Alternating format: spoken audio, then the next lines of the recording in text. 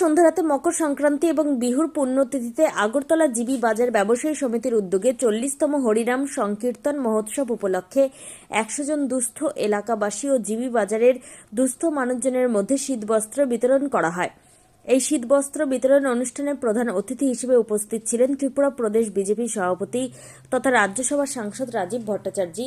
এছাড়া অনুষ্ঠানে উপস্থিত ছিলেন আগরতলা পৌর নিগমের মেয়র দীপক মজুমদার, ত্রিপুরা বিধানসভার প্রাক্তন অধ্যক্ষ তথা বিধায়ক রতন চক্রবর্তী, 6 আগরতলা বিধানসভা কেন্দ্রের বিজেপি মণ্ডল সভাপতি তপন ভট্টাচার্য, ত্রিপুরা প্রদেশ বিজেপির সহ সভানেত্রী পাপিয়া দত্ত সহ অন্যান্য বিশিষ্ট ব্যক্তিবর্গ। অতিথিরা এই ধরনের সামাজিক ও ধর্মীয় উদ্যোগের প্রশংসা করেন এবং বলেন, উৎসবের আনন্দ সমাজের পিছিয়ে পড়া মানুষের সঙ্গে ভাগ করে নেওয়াই প্রকৃত উৎসবের তাৎপর্য। ত্রিপুরা বিধানসভার প্রাক্তন অধ্যক্ষ রতন চক্রবর্তী বলেন, সারা পৃথিবীতে যখন একটা হিংসার তাণ্ডব এবং ধ্বংসের হামাগুড়ির যজ্ঞ তৈরি হয়েছে, তার মাঝখান দিয়ে মঙ্গল প্রদীপটা ভারতবর্ষকে জ্বালিয়ে নিয়ে যেতে হবে এবং সেই কাজটা করে যাচ্ছে ভারতবর্ষের প্রধানমন্ত্রী নরেন্দ্র মোদী। ত্রিপুরার যুব সমাজকে নেশার কবল থেকে মুক্ত করার জন্য মাদক পাচারকারীদের কড়া হুঁশিয়ারি দিলেন ত্রিপুরা প্রদেশ বিজেপি সভাপতি তথা রাজ্যসভার সাংসদ রাজীব ভট্টাচার্য। মেয়র দীপক মজুমদার বলেন, তৎকালীন সিপিআইএম সরকারের আমলে উন্নয়ন থেকে বঞ্চিত ছিল ত্রিপুরার মানুষজন, কিন্তু 8 বছরের বিজেপি সরকারের আমলে ত্রিপুরায় একের পর এক উন্নয়নমূলক কাজ চলছে। ত্রিপুরা থেকে বিক্রম কর্মকারের রিপোর্ট, প্রেস বেঙ্গল। শ্রী রাজীব ভট্টাচার্য মহাশয় আমাদের সাথে উপস্থিত রয়েছেন। আমরা পুজো অর্চনা শুরু হয়ে যাবে। আমাদের স্যারদেরকে অনুরোধ করবো প্রদীপ প্রজ্বলনের মাধ্যমে আমাদের আগামীকালকে যে হরিনাম সংকীর্তন তথা প্রদেশ ত্রিপুরা বিজেপি সভাপতি শ্রী রাজীব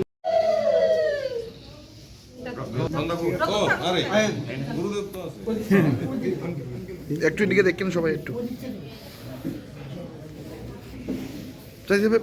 একটু একটু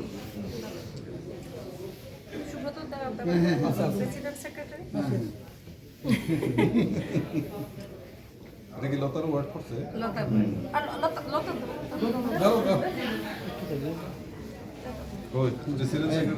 আমরা দেখতে পাচ্ছি আমাদের মাননীয় সাংসদ এবং আমাদের রতন চক্রবর্তী মহাশয় ওনাদের হাত দিয়ে আজকে থেকে এই আগামী 7 দিন ব্যাপী হরিনাম সংকীর্তনের শুভ সূচনা হলো। আমরা অনুরোধ করবো মাননীয় শ্রী হরিরাম হিরালাম দেবনাথ মহাশয়কে আমি অনুরোধ করবো কর্পোরেটর শ্রীমতী লতানাথ মহোদয়কে আসন গ্রহণ করার জন্য আমি আসন গ্রহণ করার জন্য অনুরোধ করছি। মহাশয়কে আসন গ্রহণ করার জন্য অনুরোধ করছি। তার সঙ্গে আমি অত্যন্ত বিনম্র সঙ্গে অনুরোধ করছি আমাদের জিবাজার ব্যবসায়ী সমিতির যিনি সভাপতি রয়েছেন শ্রী চিত্তরঞ্জন দত্ত মহাশয়কে আসন অলঙ্কৃত করার জন্য অনুরোধ করছি। আমি অনুরোধ করছি জিবাজারের ব্যবসায়ী সমিতির যিনি সম্পাদক রয়েছেন শ্রী সুব্রত ঘোষ মহাশয়কে আসন অলঙ্কৃত করার জন্য অনুরোধ করছি। আপনাদের উপস্থিতিতে আজকের এই অনুষ্ঠান, এই সন্ধ্যা সত্যি আরেকটু সুন্দরভাবে সেজে উঠেছে। আমরা সত্যি গর্বের সঙ্গে বলতে পারি আপনাদের উপস্থিতিতে আজ হরিনাম সংকীর্তন আপনারা জানেন সেই বালগোপালের একটি প্রতিমূর্তি আমরা ওনার হাতে তুলে দিতে চাচ্ছি এবং যারা আজকের এই বিশেষ আমাদের সবাই একটু দিকে একটু দিকে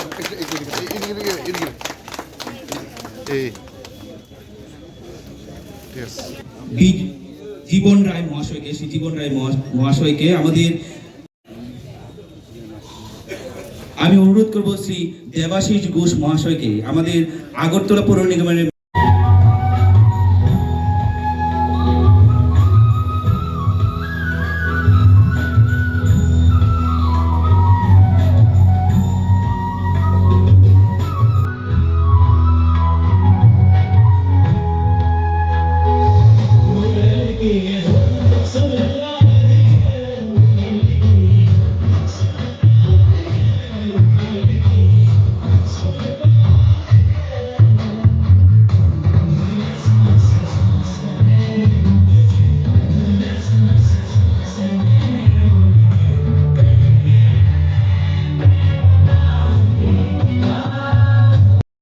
অনুরোধ করবো আমাদের জিবাজার ব্যবসায়ী সমিতির যিনি সভাপতি রয়েছেন শ্রী চিত্তরঞ্জন দত্ত মহাশয়কে ওনার সংক্ষিপ্ত এবং মূল্যবান বক্তব্য স্বাগত ভাষণ রাখার জন্য নির্ভর করতে আশা করে আছে যে জিবি হসপিটালে আসবো, আমার পেশেন্ট আমার আত্মীয় পরিজন আছে, তার রক্তের জন্য যাতে তার মৃত্যু না ঘটে সেদিকে আমাদের সরকার কাজ করছেন, আমাদের সামাজিক সংস্থা থেকে আমাদের রাজনৈতিক গ্রন্থ মহাপ্রভুর মহা উৎসব যে শুভ সূচনা অনুষ্ঠানে আপনারা জানেন উনি সহৃদয়, সব্যক্তি এবং সবক্তাও। তাই অত্যন্ত বিনম্রভাবে অনুরোধ করবো আমাদের ত্রিপুরা রাজ্যের যিনি, আপনারা জানেন উনি সহৃদয়, সব্যক্তি এবং সবক্তাও। তাই অত্যন্ত বিনম্রভাবে অনুরোধ করবো আমাদের ত্রিপুরা রাজ্যের যিনি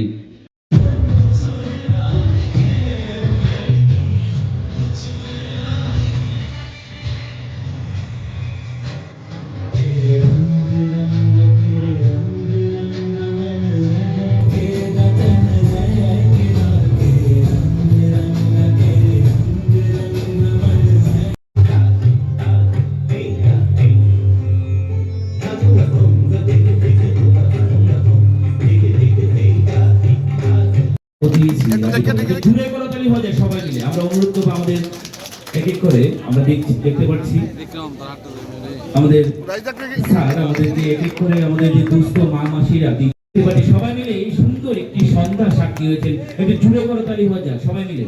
আপনাদের জন্য এটা গর্বের বিষয়, আপনাদের জন্য এটা গর্বের সময়।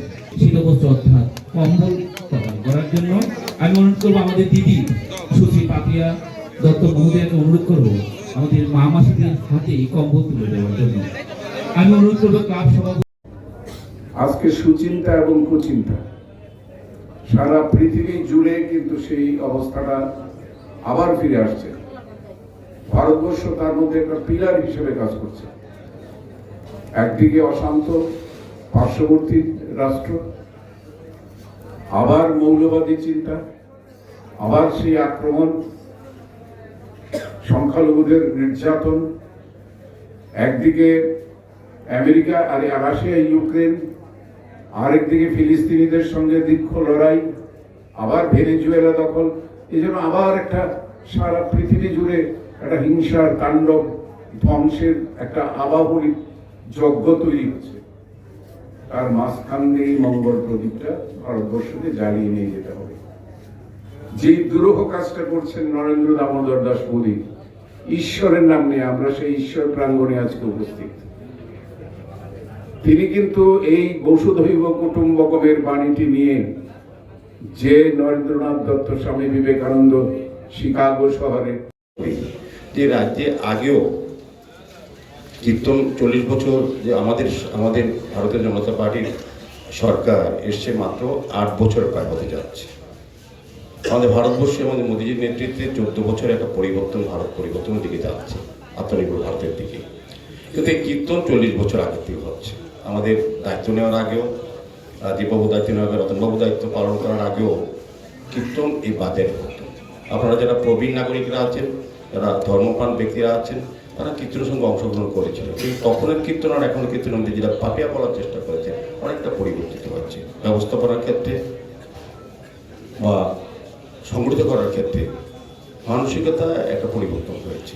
আগে কীর্তন আমরা ছোটোবেলাও দেখেছি, এরকম না। কীর্তন 40 বছর, আমার বয়সও এই 18 জানুয়ারি 67 বছরের পূর্বকালে কীর্তন আগরতলা শহরে অনেক দেখেছি। নিজেও বিভিন্ন আশ্রমের সঙ্গে যুক্ত আছে, কীর্তনের সঙ্গে সংগঠনের সঙ্গে যুক্ত থাকি।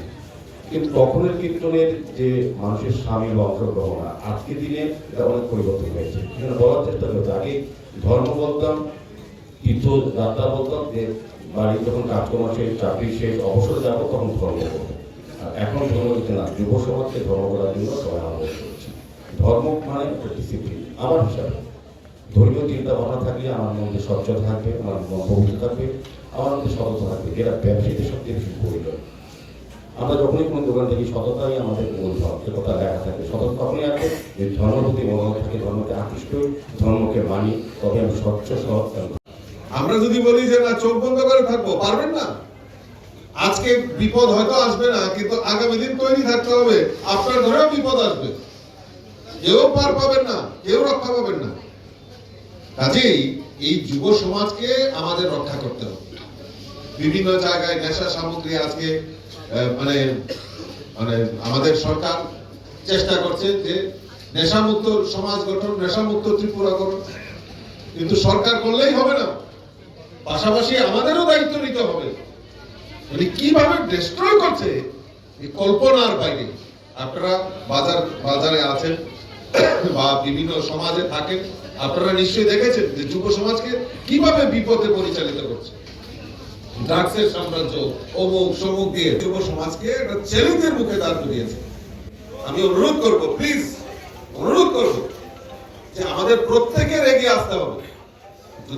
শুধু সরকার নয়, আমাদের প্রত্যেকের দায়িত্ব নিতে হবে। আর যদি মনে করেন বলে যে না, আরে তার পুরা করছে, আমার পুরা তো করছে, আমি ভালো আছি, আমার না না, আগামী দিনে আপনার পরিবারেও সেটা হতে পারে।